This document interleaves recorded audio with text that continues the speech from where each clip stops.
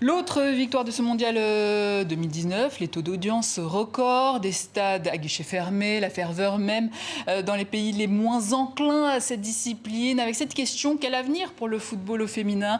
On évoque ça avec Brigitte Henriquez, ancienne internationale française, vice-présidente déléguée à la Fédération française de football. Bonjour. Bonjour. Vous revenez tout juste de Lyon, évidemment. Le président de la FIFA, Gianni Infantino, a qualifié ce mondial de meilleure Coupe du Monde féminine de l'histoire. En quoi c'est une réussite pour vous, la technique, les soutiens financiers, l'organisation aussi peut-être de ce mondial? Déjà, on est vraiment ravis parce que c'est l'objectif qu'il nous avait fixé quand même, le président de la FIFA, en disant qu'il voulait que ce soit vraiment la plus belle. Donc c'est un grand bonheur d'avoir réussi. Les clés de la réussite, c'est effectivement cet engouement populaire qu'il y a pu y avoir. On avait aussi comme objectif d'en faire une fête populaire et familiale. Beaucoup de familles sont venues. On a réussi à vendre 1,1 million de billets sur 1,3 million. Il y a 74% de remplissage des stades. C'était quand même un défi en France, de remplir 52 matchs pendant un mois de compétition. Et puis surtout, il y a aussi des supporters de tous les pays en fait, qui sont venus. Alors en grande majorité les Américains et les Américaines, puisqu'il y en avait encore plus de 20 000 hier, mais aussi les Pays-Bas qui étaient très présents, les Anglais, les Allemandes. Voilà, donc ça c'est incroyable. Et puis comme vous l'avez dit, record d'audience, 12 millions chez nous en France avec TF1, Canal+. Et puis également dans les autres pays du monde entier, puisqu'au Brésil, plus de 30 millions de téléspectateurs, aux États-Unis aussi. En Italie, où il y a encore pas très longtemps, on n'entendait plus parler oui, du tout du Il y a eu 7 millions de téléspectateurs devant la RAI pour le match Italie-Brésil. Tout à fait. Dans un pays qui est parfois pas si enclin que ça à la discipline. Alors justement, est-ce qu'il y aura un avant, un après Coupe du Monde? Est-ce que enfin les filles ont prouvé, parce qu'il fallait peut-être malheureusement, qu'elles savaient jouer au football, qu'elles avaient la technique, l'endurance, le physique? Franchement, la plus belle réussite de cette Coupe du Monde, c'est la qualité du jeu. Et c'est ça qui a fait vibrer en fait, les Français, mais aussi les autres spectateurs. Et c'est vrai qu'on a atteint un niveau qui est encore plus élevé qu'il y a quelques temps. Du coup, ça a plu aux médias, ça a plu au grand public. Et effectivement, il y aura un avant et un après, ça on en est certain. Et ce qui me fait le plus plaisir, c'est que hier et pendant toute la semaine dernière, là, quand j'étais plus avec l'équipe de France, mes homologues des autres fédérations m'ont dit de toute façon, il n'y a pas que les États-Unis qui ont gagné. En fait, c'est une victoire pour tout le monde, cette Coupe du Monde, parce qu'on sait que ça va déclencher des envies de partenaires, de sponsors, de télé, du coup, d'investir dans le football féminin. Et c'est vraiment ce qu'on a besoin. On en parlait des Américaines, il y a 1,7 million de filles qui sont licenciées à la Fédération américaine de football, de soccer. On va dépasser, je crois, en France, les 200 000 licenciés. Est-ce qu'il y a une stratégie particulière maintenant qui va être mise en place? Je sais qu'il y a un plan de féminisation qui a été lancé dès 2011, mais qu'est-ce qui va changer maintenant? Est-ce qu'on va aller plus loin? En fait, vous savez, il y a eu le plan de féminisation en 2011 quand on est arrivé avec Noël Le Graët qui voulait vraiment faire une priorité du développement du football féminin sur le premier mandat.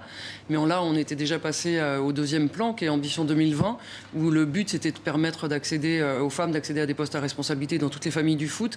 Et la Coupe du Monde 2019 était un vecteur et a été un booster de ce programme-là. Donc évidemment qu'on a anticipé tout. L'afflux des licenciés va être géré avec des aides pour les clubs, pour les infrastructures, les vestiaires, c'est ce qu'on a besoin, on est le sport le plus populaire, du matériel, de la formation, voilà. Alors l'enveloppe est déjà consommée à 70% parce que ça fait plus d'un an et demi. Elle est de 15 millions d'euros. Il y a 9 millions pour les infrastructures. Alors comme les clubs, on a anticipé avec eux, ça fait déjà un an et demi que cette enveloppe est ouverte, donc un appel aux clubs pour leur dire de se dépêcher, de se rapprocher des ligues et des districts pour faire les dernières demandes pour pouvoir avoir ces aides-là. Mais en tout cas, on est prêts. Les 304 techniques qui font un boulot incroyable sur le terrain vont pouvoir être à disposition de nos clubs pour permettre d'accueillir les jeunes filles. Alors vous-même, vous êtes ancienne internationale du football. À 6 ans, vos parents ont voulu vous inscrire dans un club et on vous a répondu non, on ne prend pas de filles. Est-ce que les choses ont changé aujourd'hui? Est-ce qu'il y a toujours des clubs réfractaires à ce niveau-là? Vous savez, en fait, à mon époque, c'était courant. Ça l'est encore un petit peu, mais vraiment en minorité. Je crois que c'est ce qui m'a animé dans vraiment tout cet engagement. Et aujourd'hui, ça l'est de moins en moins. Très sincèrement, il y a quand même encore un club sur deux seulement qui accueille, puisqu'on a 16 000 clubs et il n'y a que 8 000 qui accueillent des jeunes filles. Par contre, on est passé de 50 000 à 180 000 licenciés, de 3 000 à 6 000 équipes. Donc les choses évoluent et très sincèrement, des réfractaires, il y en a de moins en moins. Et là, je pense très sincèrement qu'après la Coupe du Monde, ça va largement diminuer. Et qu'est-ce qui a changé en 20 ans alors, depuis que vous étiez là? Écoutez, c'est tout simple. C'est qu'à mon époque, en fait, on était un peu marginal quand on jouait au football. On était un peu en marge. C'était pas si naturel que ça d'avoir cette passion-là. Là, aujourd'hui, voilà, les barrières culturelles sont tombées. Ça veut dire quoi? Ça veut dire que aujourd'hui, une jeune fille, si elle a envie de jouer au football, elle se pose plus la question de savoir si elle peut ou elle peut pas. Elle demande à ses parents. C'est pas forcément une jeune fille qui est issue d'une famille où il y a un papa qui joue ou des frères qui jouent. Parfois, ces jeunes filles, il y a personne qui joue au foot dans la famille. Et avec tout ce qui s'est passé depuis toutes ces années, depuis 2011, mais aussi avant, et grâce à la qualité du jeu, le fait d'avoir des joueuses aussi comme Wendy Renard, comme Gaëtane Tinet, comme Laura Georges. Mais ça, c'est comme l'exception. Elles se sont identifiées. Il y a beaucoup de joueuses qui sont amateurs. Il n'y a pas de ligue professionnelle féminine en France. Est-ce qu'un jour, il y en aura une?